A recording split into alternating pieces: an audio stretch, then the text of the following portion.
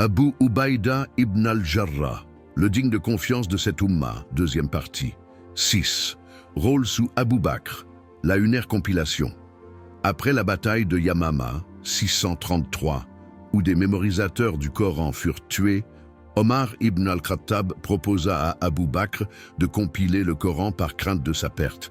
Abu Ubaïda soutint cette initiative, bien qu'il ne fût pas directement scribe.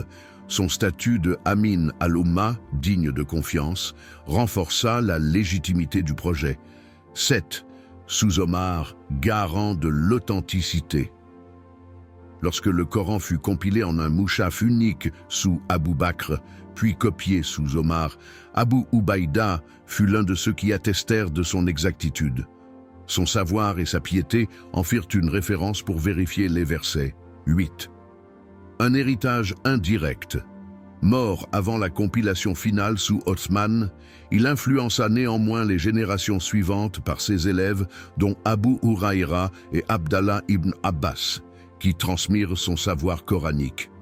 9. Sa mort, un modèle de sacrifice, meurt de la peste à Amwas, Palestine, en 639 à 58 ans, refusa de fuir l'épidémie, déclarant « Je ne quitterai pas mes frères dans l'épreuve ». Omar pleura sa mort et dit « Si je pouvais choisir un frère, ce serait Abu Ubaïda ». 10.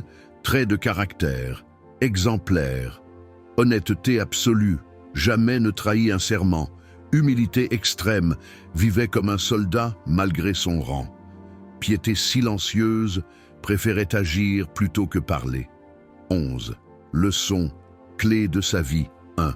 La loyauté à Allah prime sur les liens du sang. 2. Un leader doit mériter la confiance, pas l'exiger. 3. Mourir parmi son peuple est plus noble que fuir. Les meilleurs des gens sont ceux de ma génération. Prophète Boukhari.